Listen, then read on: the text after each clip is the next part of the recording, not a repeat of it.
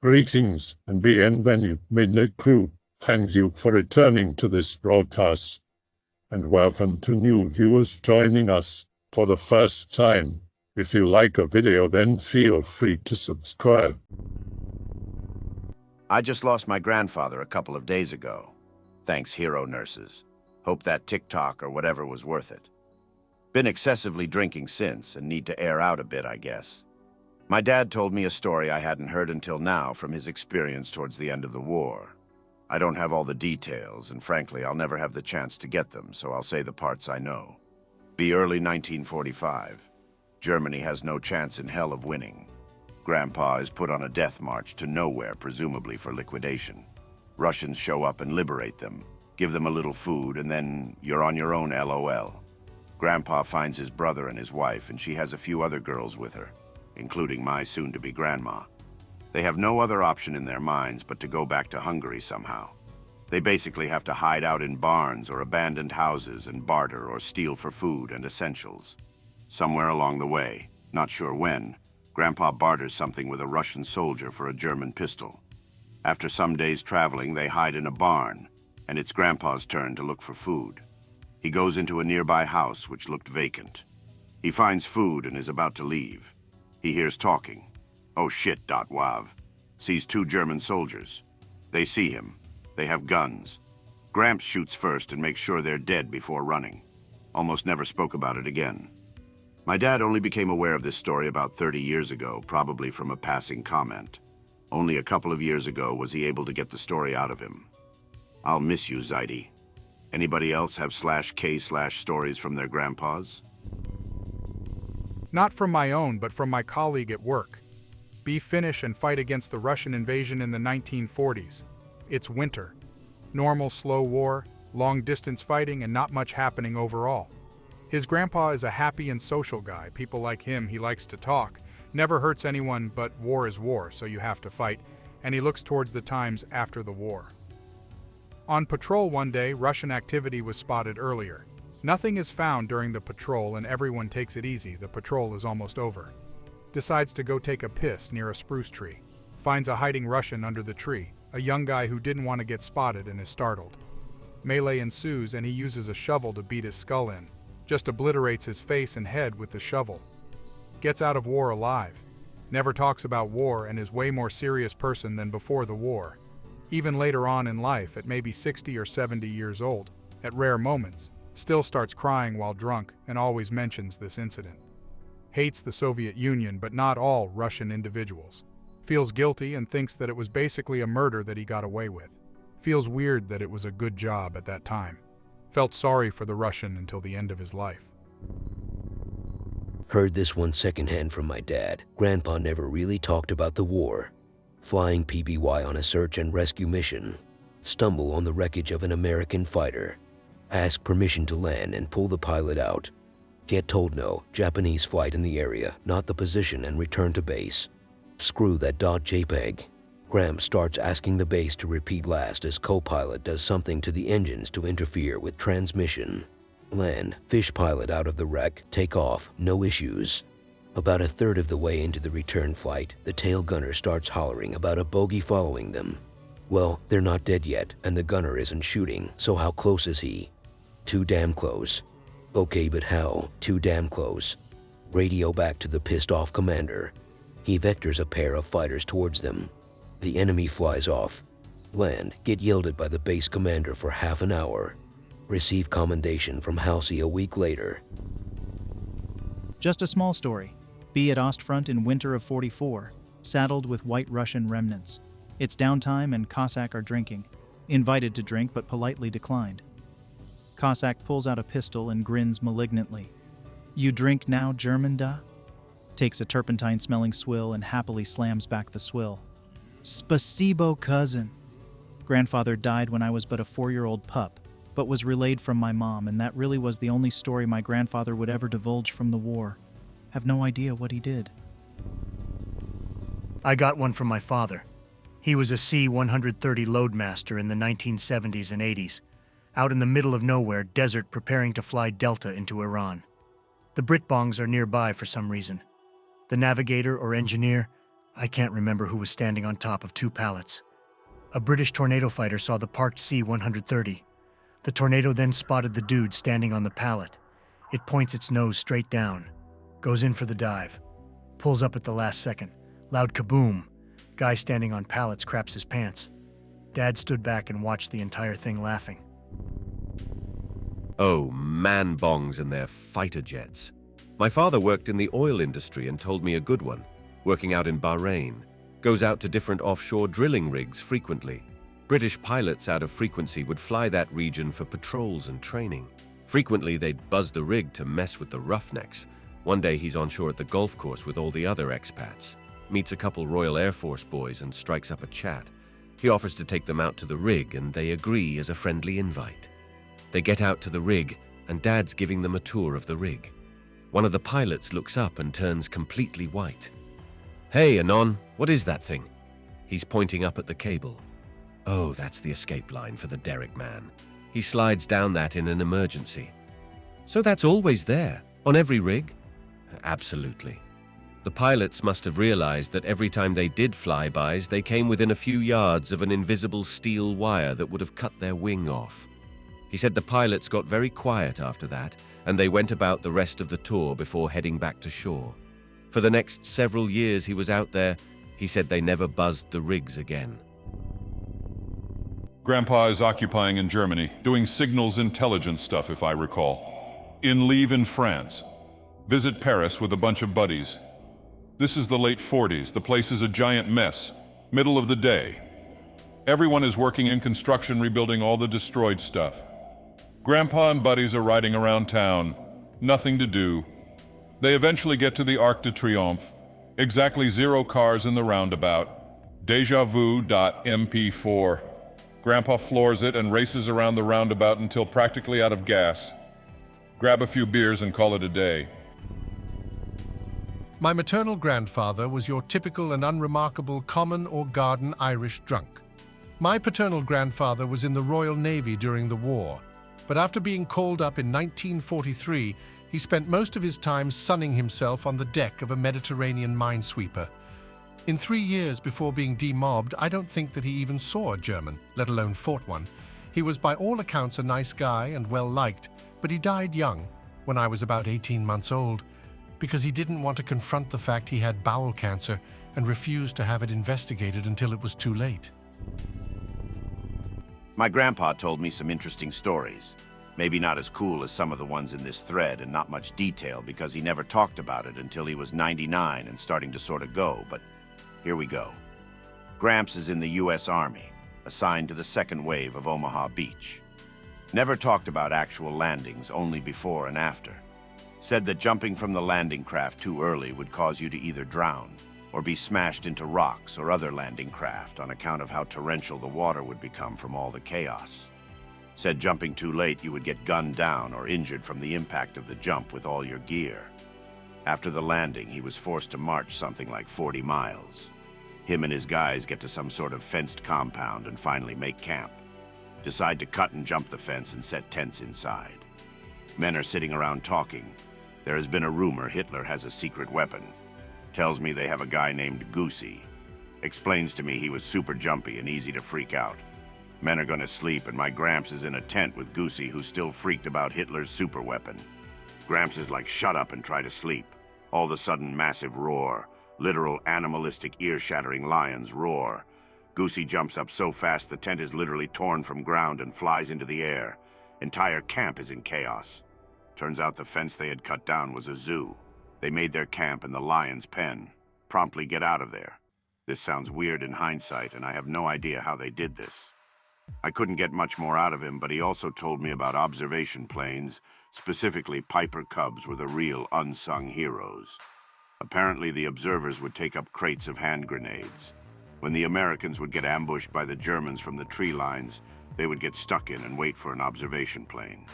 They would identify the Germans, almost always in the trees, fly overhead and drop the grenades, forcing the Germans into the open. My grandpa never talked much about the war, but I heard a couple stories from my uncle. Sent to the Finnish Front to fight Russians in 1942. Gunner's assistant, soon promoted to gunner as the team's original automatic rifleman kicks the bucket. Checking out Russian corpses after an ambush, almost grenaded by a wounded enemy, but his squad leader shoots the man dead before he can pull the pin. Later pulls wounded squad leader out of a burning dugout and they become brothers for life. Retreat phase in 1944, crosses River Svir by trampling on his fellows' corpses under heavy enemy fire. He was a deeply changed, short-tempered man for the rest of his life, but he'd seen some shit after all. My other grandpa was an officer in the post-war army and he'd set up small TNT booby traps in his garden to keep the rabbits out. I never met my grandpa, but his father, grandfather, so I call him Grandpa. He died a few years ago at a good age of 102 years. He was a fisherman at a community near a lake. Anyways, he witnessed and survived 2 civil wars, Mexican Revolution and Cristero War. He participated in the Cristero War, organizing with his friends a local militia to defend the town from federales and at the end of war from traitor thief scum. They forced them to hide in the mountains until they die of Spanish flu. Ah yes, he also survived the Spanish flu. B. Combat Engineer Gramps in Korea, late 1950, being pushed back south due to China's massive push in the north, not too far from Pyongyang, walking on a road with company.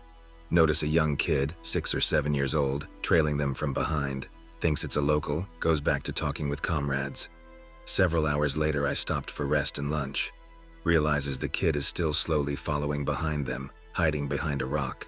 Beckons him over and has their South Korean translator talk with him. The kid's parents were killed by artillery and he hadn't eaten in 3 days. The platoon reluctantly breaks up their rations to share with him. Breaks over, get up and continues heading south.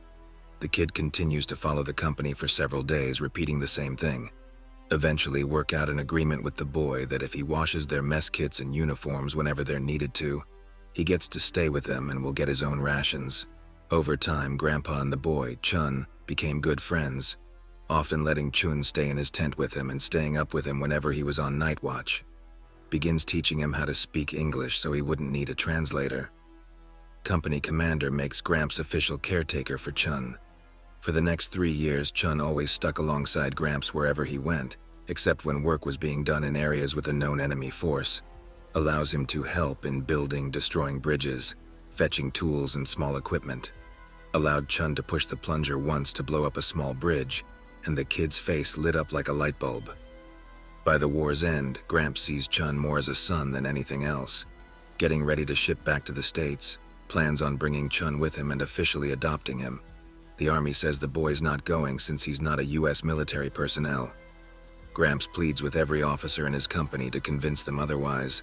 Brass still says no. Realizing there's nothing he can do, instructs Chun to try and stay within Busan and that he'll be back to get him. Goes back to the U.S., meets Grandma, gets married, has 3 daughters. Never makes it back to Korea. While on his deathbed, says his one regret in life is not fighting harder to have his son return home with him. He never talked about any of the fighting he did during his time there, but he said numerous times he'd do it all over again just to be with Chun and his company again. Seabird Anon, just remembered another one. Not a big story, but worth mentioning. For context, the guys in my family, myself included, are manlets. Be Grandpa, spend Nam on a boat launching missiles every once in a while. Be Grandpa's brother, sent into the jungle. Hey, Mick Anon, you're Viet Cong-sized. Want to clear some tunnels for us? Hold my M16. Becomes a tunnel rat and gets pretty good at it. Eventually get captured and spends the rest of the war in a cage with water up to his hips. Is messed up for the rest of his life with constant foot problems from the waterlogging. Doesn't fit in anywhere and constantly holds his pistol while his eyes dart the room.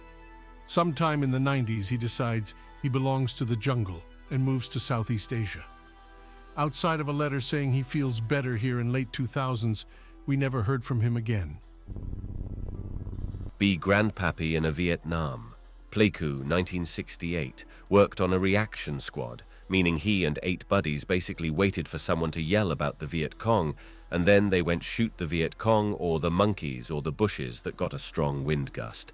Sitting around drinking 5-cent Budweiser one day.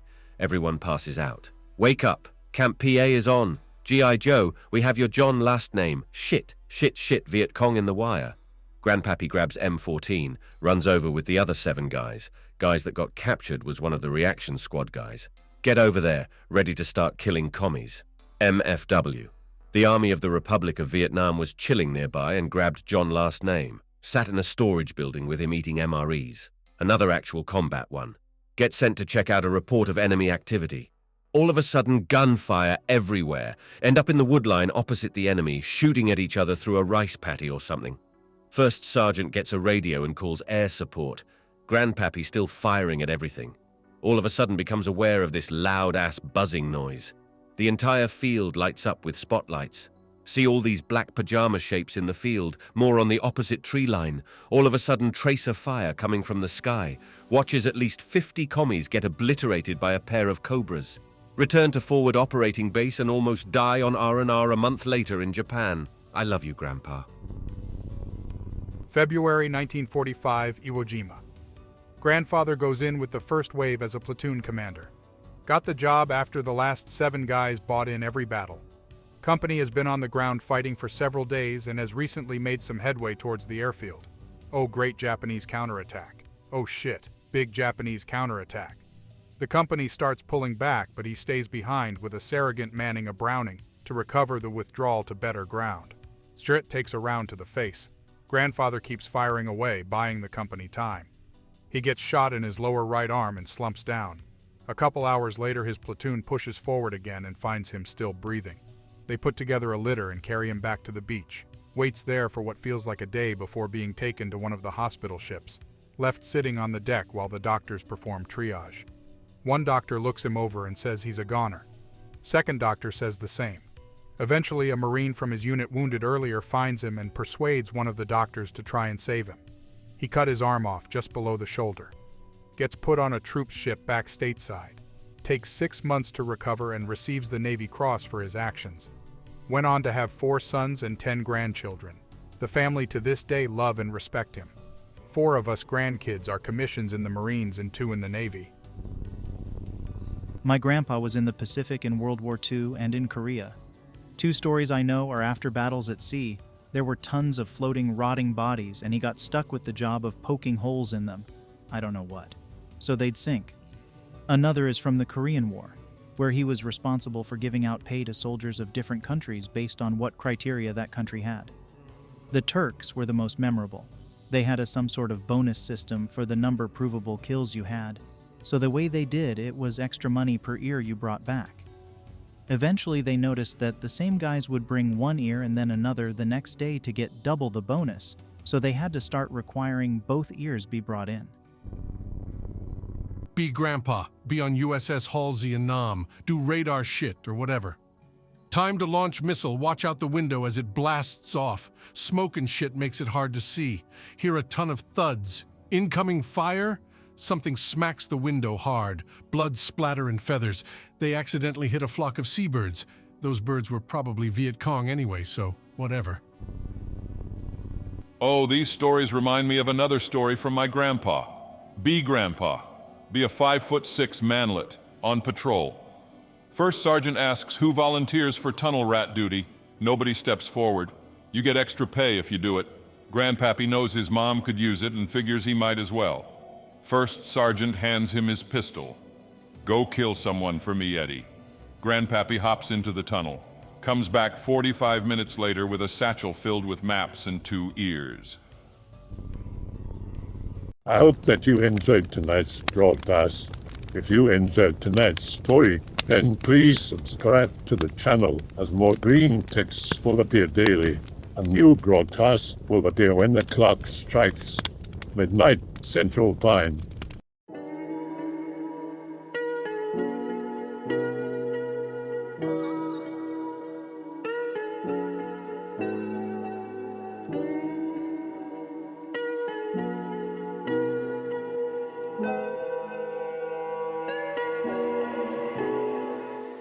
Remember to check out the Odyssey page in the description for a second archive of the channel's videos.